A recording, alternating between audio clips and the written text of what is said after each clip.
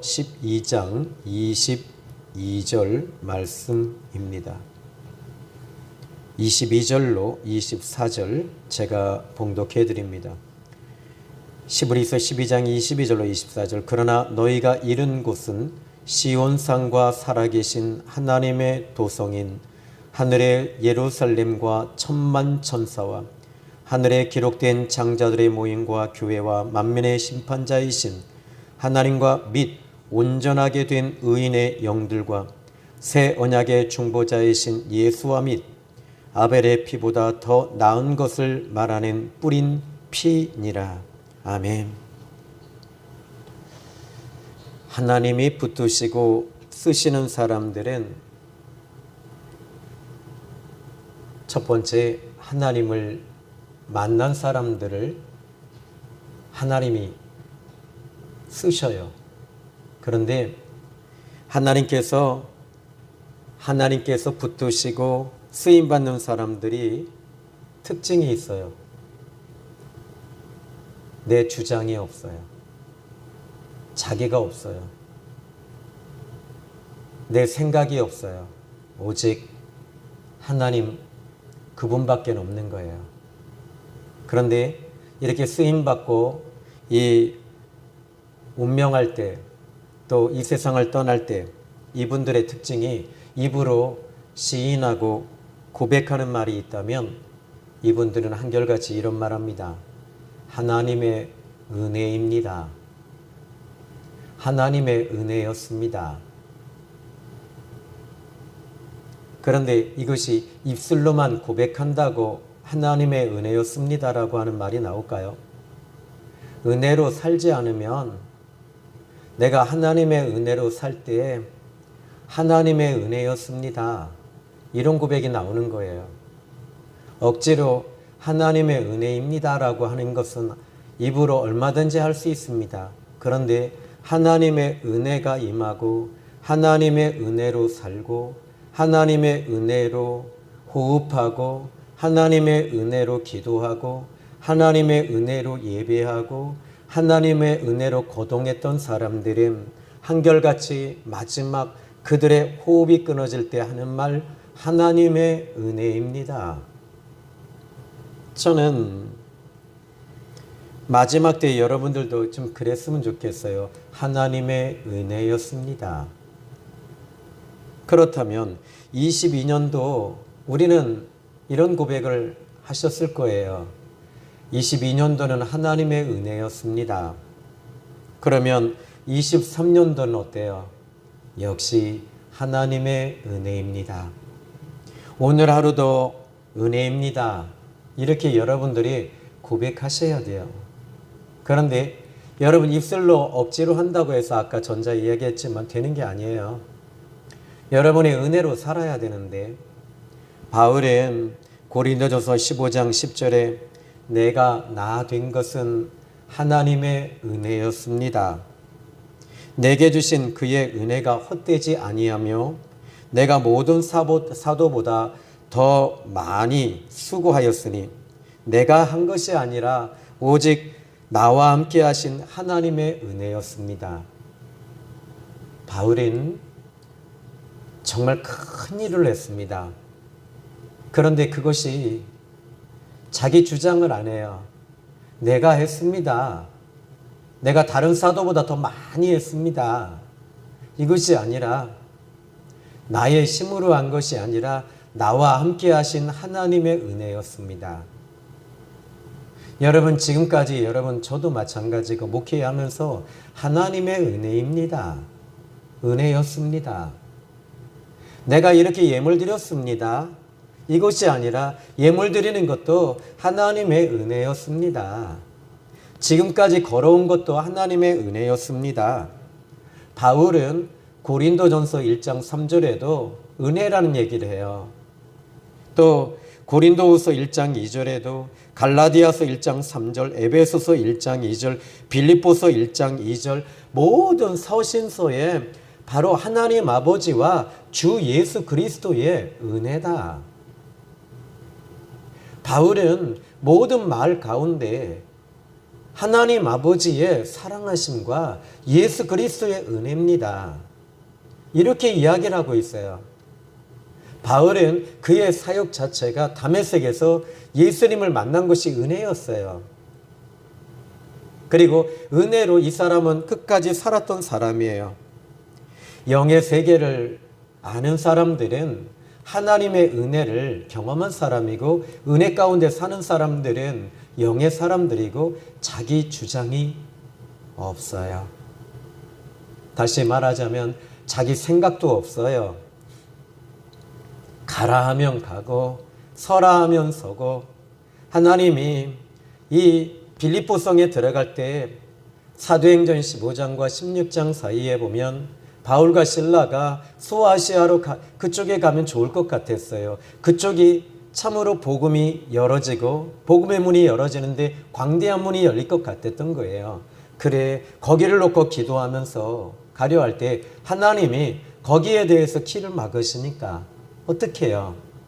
하나님의 은혜를 따라 움직이지 아니하고 자기 생각대로 자기 주장대로 하니 하나님께서 나중에는 환상을 보여주시면서 다메섹에 있는 빌립보성 첫 번째 성을 향하여 와서 우리를 도와주라. 그런데 무엇을 도와줄까요?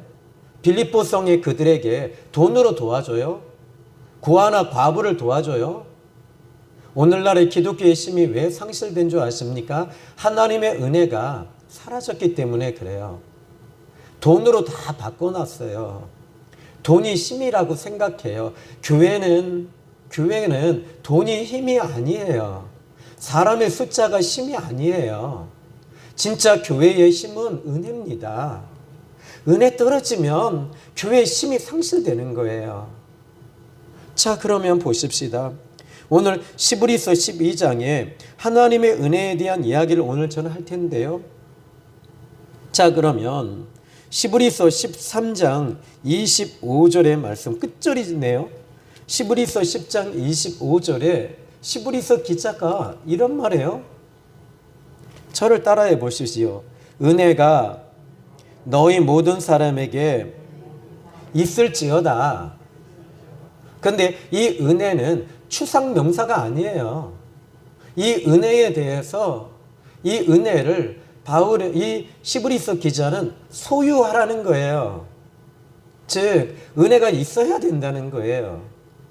그러면 이 은혜가 사라지면 여러분 바로 이 하나님의 사람들은 세상 사람이 되는 거죠. 그러면 시브리서 12장 15절 말씀 보니까 너희가 하나님의 은혜에 이르지 못하는 자가 없도록 해라. 하나님의 은혜에 이르지 못하게 되면 또 여기 시브리서 12장 15절에 또 쓴뿌리가 나서 그래요. 하나님의 은혜가 떨어지면 쓴뿌리가 올라와요. 이 쓴뿌리가 뭐냐면 죄의 뿌리고 악의 뿌리고 세상의 뿌리고 세상 물정, 세상 근심, 걱정, 염려, 우울, 음란, 음행, 이 모든 쓴뿌리가 하나님의 은혜가 떨어지면 다 이런 것들이 올라오는 거예요. 나이가 들면 저도 보니까 나이가 드니까 잘 삐지게 되더라고요. 이거 쓴뿌리예요. 여러분의 남편들이 잘 삐져요? 여러분 쓴뿌리가 자꾸 올라오는 거예요. 또 여러분의 아내들이 자꾸 토라져요? 이거 쓴뿌리에서부터 시작이 되는 거예요. 이거 아내가 삐지든지 남편이 삐지든지 이 둘 중에 하나는 분명히 이것은 하나님의 은혜에 이르지 못하기 때문에 올라오는 것 중에 하나입니다. 은혜가 풍성하면, 은혜가 넘치면 이런 쓴뿌리는 힘을 쓰지 못해요.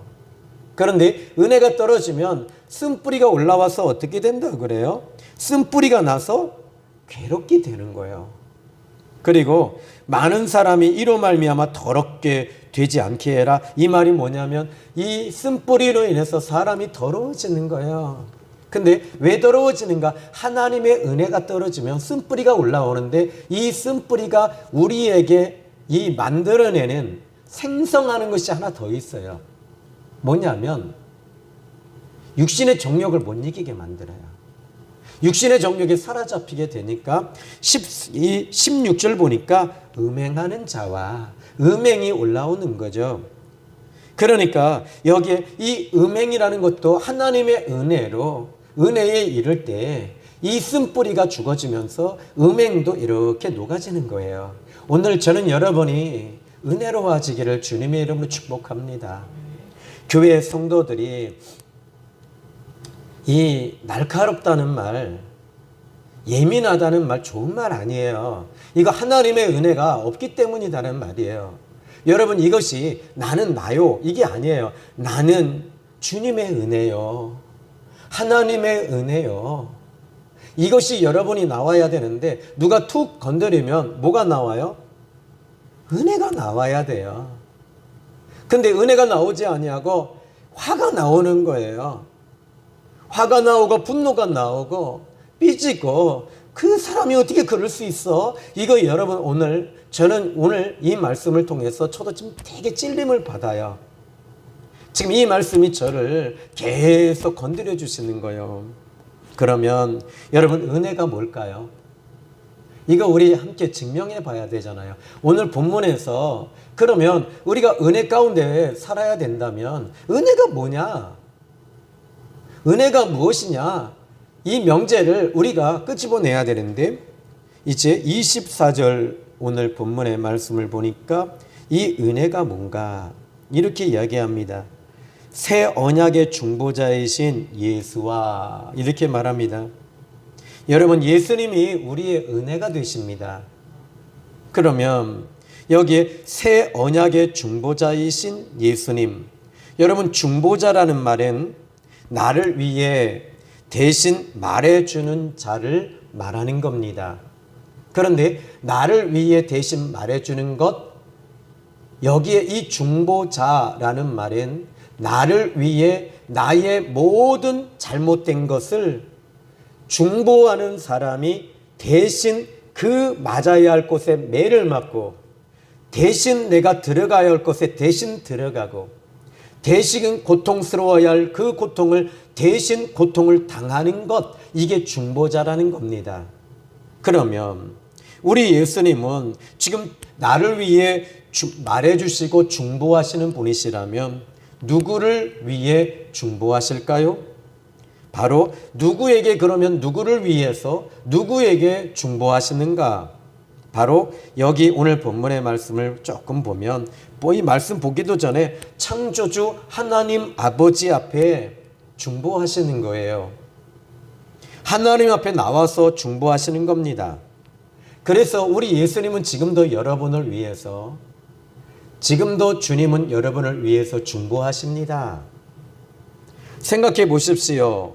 반대로 한번 그럼 생각해 볼까요? 요한계시록 12장 11절 말씀 보면 우리의 형제들을 참소하는 자, 곧 우리 하나님 앞에서 밤낮 참소하던 자가 쫓겨나고, 예수님은 저와 여러분을 살리기 위해서 중보하십니다.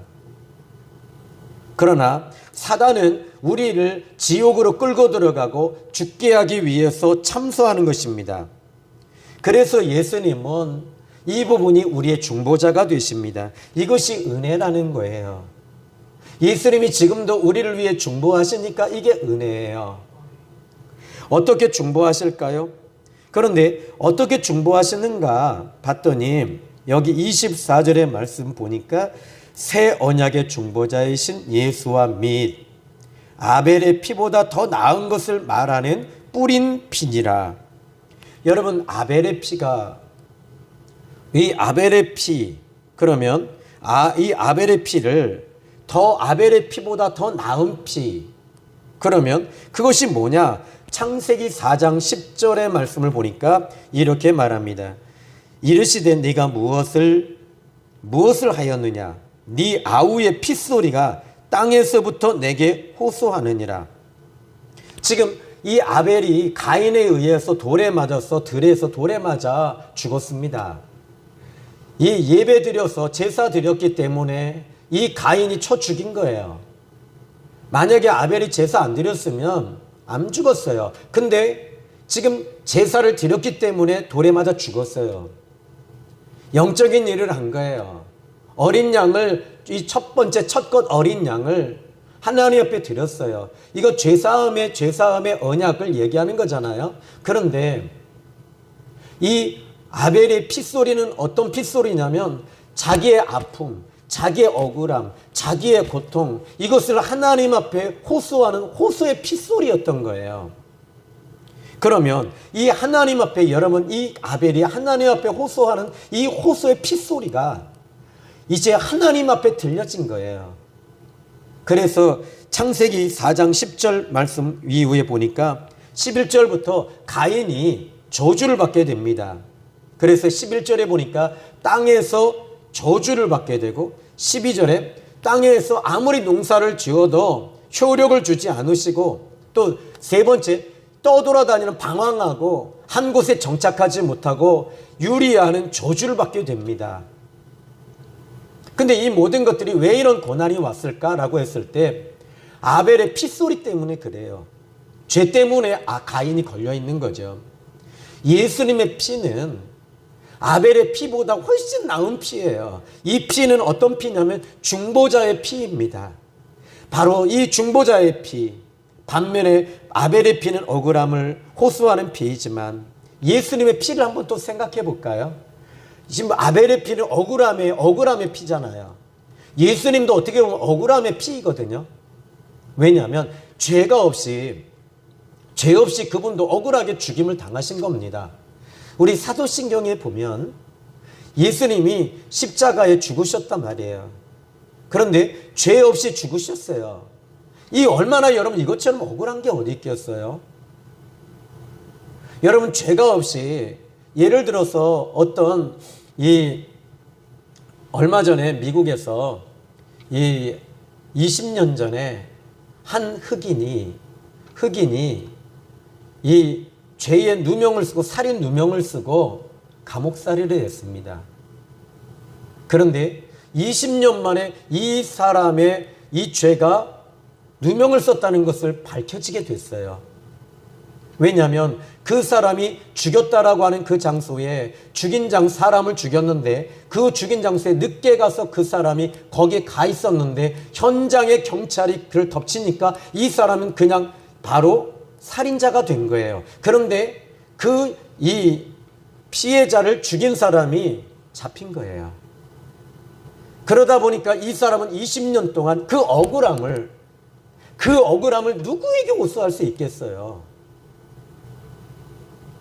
미국에서 이 사람의 억울함을 어떻게 풀어줄 것인가? 돈으로 30억을 줘도 30억을 줬어요. 우리나라 돈으로 환산해서. 이거 여러분 돈으로 그 사람의 20년의 인생을 바꿀 수 있을까요? 못 바꾸잖아요. 아벨은 억울한 피해였어요.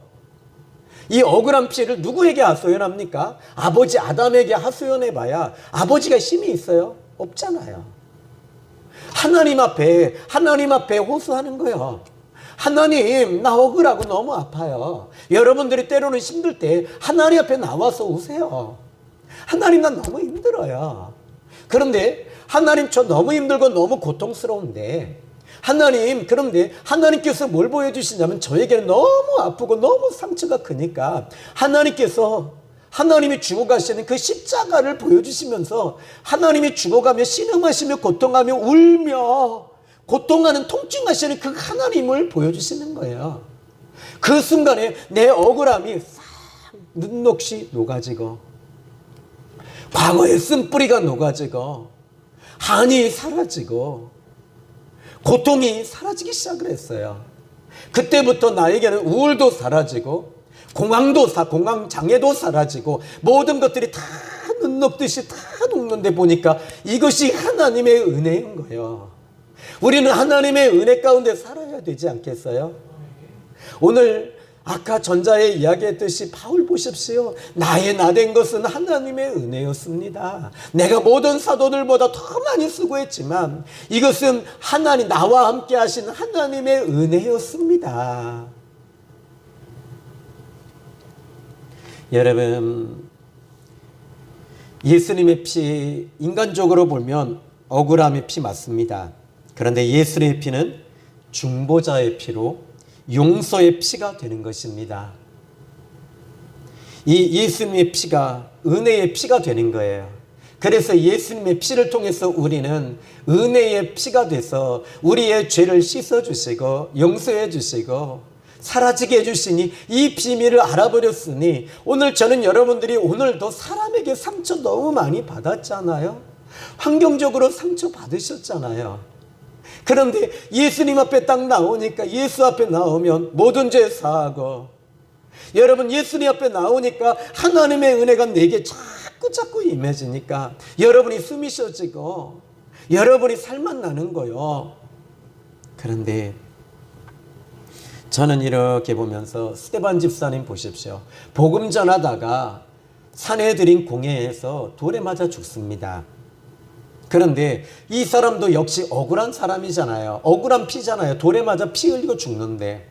그런데 중보자의 피, 그 예수의 피가 그의 영혼을 살려놓고 그의 영혼 속에 예수님의 중보자의 피가 들어가니까 바로 그도 이 스데반 집사도 뭐라 그래요? 이 아벨의 피처럼 하나님 내가 너무 억울해요 안 하고 중보자의 피가 들어오니까 하나님 저들을 용서해 주십시오. 저들이 잘 몰라서 그래요. 저들의 죄를 사해 주십시오. 예수님이 그 안에 계시니까 그가 이제 예수님 안에서 은혜의 중보기도를 합니다. 우리 예수님 어떻게 하십니까? 십자가에 달리실 때 아버지 저들이 하는 것을 저들이 모릅니다. 예수님이 그 안에 있으니까 바로 그 십자가에서 이제 그가 돌에 맞아 죽을 때 하늘 보좌에서 누굴 봤어요? 보좌 위에 일어서신 예수님을 보는 거예요. 이게 은혜지요. 오늘 예수님을 보는 게 은혜요. 오늘 저는 이 예배통에서 예수님 보면 은혜가 되는 거죠. 물질이 풀어지는 게 은혜 아니에요. 또다시 다치게 돼 있어요. 세상은 자꾸 다치게 돼 있고 좋은 집 사는 거 여러분 은혜라고요?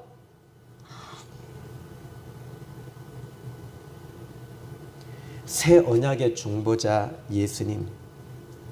그런데 저는 22절의 말씀을 한 30년 동안 좀 풀어보려고 몸부림을 쳐봤는데 모든 주석과 원어 그리고 모든 성경 다 통틀어서 한번 NIV, 킹 제임스 버전부터 시작해서 이 모든 성경 다 살펴보는데 이게 도대체 무슨 말인가 이해가 안 됐는데 뭐냐면 그러나 너희가 이른 곳은 시온산과 살아계신 하나님의 도성인 하늘의 예루살렘과 천만 천사와 지금 이 말이 여기에 제가 왜 이렇게 제가 이 말씀이 힘들었느냐면 풀기가 너희가 이른 곳 이르렀다 너희가 이른 곳 그러면 여기 이 헬라어로 살펴보니까 이르렀다 너희가 다다랐다 너희가 도착했다라는 말인데 이 헬라어 그리스어로 보니까 프로셀코마이라고 하는 단어를 쓰고 있는데 동사 완료 능동태로 쓰고 있습니다. 그러니까 너희가 지금 여기까지 왔다. 그러면 이 말씀을 보면 너희가 이르렀다 어디에? 하나님의 지금 시온산과 살아계신 하나님의 도성 하늘의 예루살렘 지금 여기를 말하는데 이게 천국이잖아요. 그러면 이 말씀만 보면 이들이 이르렀다. 그러면 이 말씀을 듣는 사람이 누구요? 히브리서 기자의 편지, 히브리서 기자의 이 서신서를 읽고 있는 그리스도인인데 이 그리스도인이 천국에 와 있다는 말인가? 이들이 여기까지 지금 도달한 걸 말하는 것일까? 물론 맞겠죠. 그런데 이 말씀을 보기 전에 먼저 우리는 18절부터 21절의 말씀을 봐야지만이 이 말씀 22절의 말씀을 풀 수가 있는 거예요. 그러니까 22절 한 절 가지고는 이 말씀을 전체적으로 못 풀어요. 모세가 지금 시내산에서 하나님의 법궤, 하나님의 말씀, 하나님의 십계명과 율법을 받을 때 이스라엘 백성들은 그 밑에서 죄를 지었죠. 죄를 지었을 때 지금 이 모세가 하나님의 시내산에 올라갈 때 하나님의 이 두려움이 그들에게 얼마나 강하게 임했는지 몰라요. 너무 강하게 임함으로 말미암아 모세도 내가 이 시내산에서 내가 두렵고 떨린다라고 말했거든요. 그런데 이 모세는 무엇을 상징하냐면 중보자이신 예수님을 상징하는 인물인데, 그 중보자인 모세조차도 하나님의 이 신의 산에서 하나님의 현존, 하나님의 임재, 하나님이 지금 역사하시는 그 장소에서는 모세도 두렵고 떨린다라고 말했지만, 예수님은 하나님의 영존, 하나님의 현존, 하나님의 임재, 하나님의 이 보좌에 예수님은 두렵고 떨린다 하지 아니하시고, 그 중보자이신 예수님은 하나님 아버지 앞에 이르르셔서 바로 그 보좌 앞에까지 올라가셔서 중보하시는 거예요. 그러니까 모세의 중보자는 불완전했던 중보자라는 말이에요. 그러나 우리 예수님은 하나님의 보좌에서, 그분은 하나님이셨기 때문에 하나님의 보좌 앞에 아버지 앞에 그 아들 예수님, 성자 하나님 예수님은 우리를 위해 중보하시니, 우리가 바로 그 새 예루살렘과 그리고 시온산과 도성과 천만천사 기록된 장자 모임, 교회 만민 심판자이신 하나님 앞에 바로 우리가 설 수 있게 되는 것을 이야기하고 있는 거예요. 나는 뭔가 크게 소리를 치고 있는데,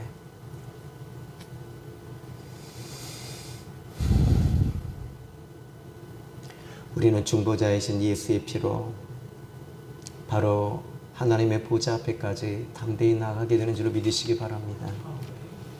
그래서 은혜로 가는 나라, 은혜로 이루는 나라라면, 여러분, 하나님의 나라가 예수님을 통해서 이 모든 것이, 예수님이 이 땅에 오신 것 자체가 은혜잖아요.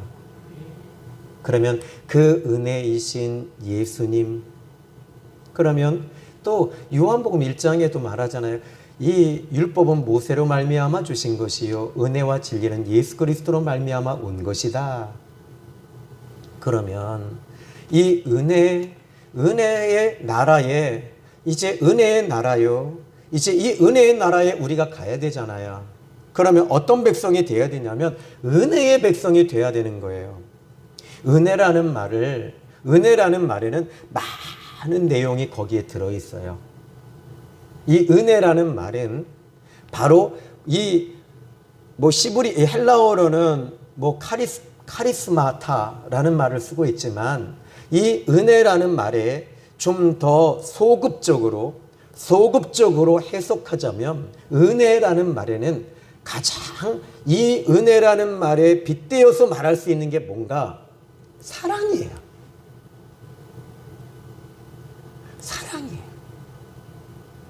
사랑이 없으면 안 된다는 거예요.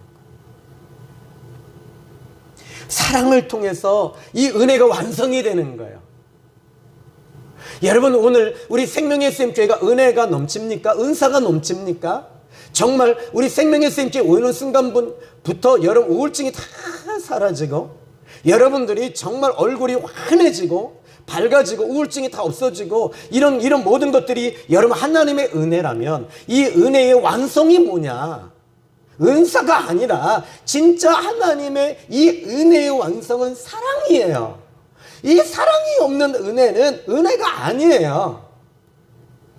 이것은 자기의 주장, 자기 나라를 만들어가는 거예요. 그러니까 어떻게 해요? 은혜는 사랑이 완성이다. 그럼 사랑이 뭐냐라고 했을 때, 사랑은 섬김이에요.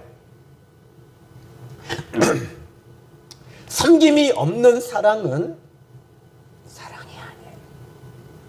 희생이 없는 사랑은 사랑이 아닌 거예요.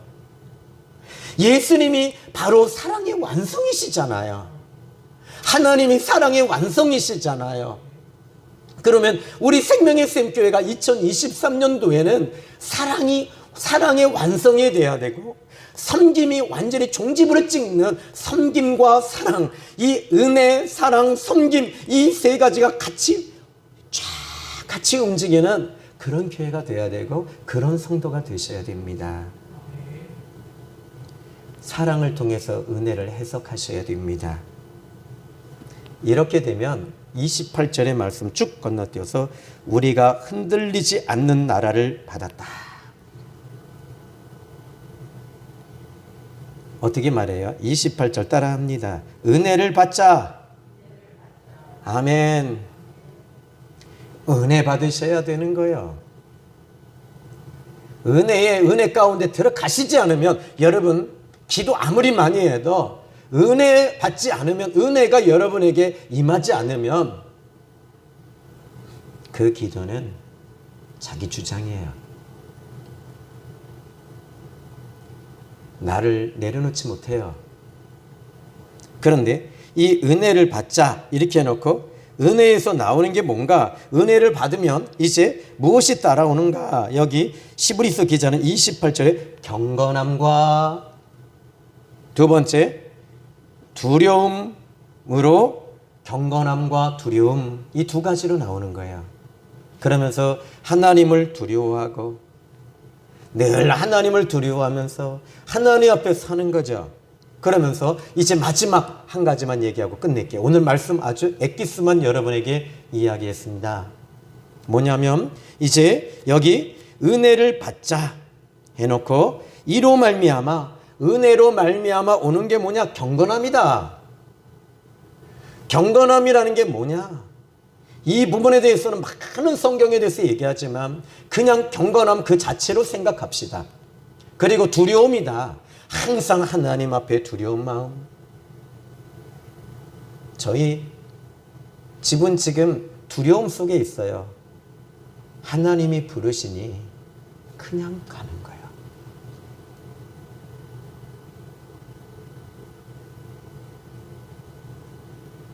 하나님을 기쁘시게 섬기자.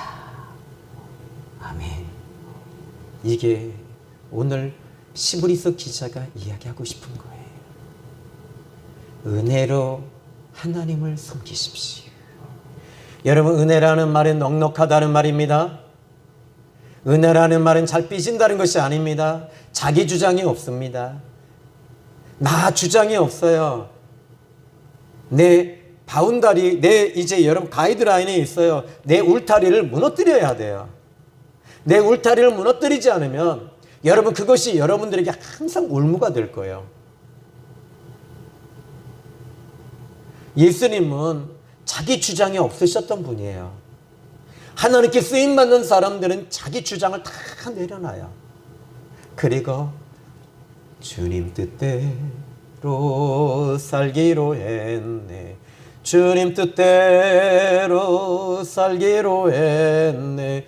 주님 뜻대로 살기로 했네. 뒤돌아서지 않겠네. 이 세상 사람 날 몰라줘도 이 세상 사람 날 몰라줘도 이 세상 사람 날 몰라줘도 뒤돌아서지 않겠네. 자기 주장이 강하면 강할수록 하나님의 나라가 멀어지고 자기 주장이 강하면 강할수록 사단이 가까이 옵니다. 그리고 시험 들 일이 많아져요. 여러분 내 주장이 강하다는 것 내가 아직 깨져야 할 부분이 있다는 것입니다.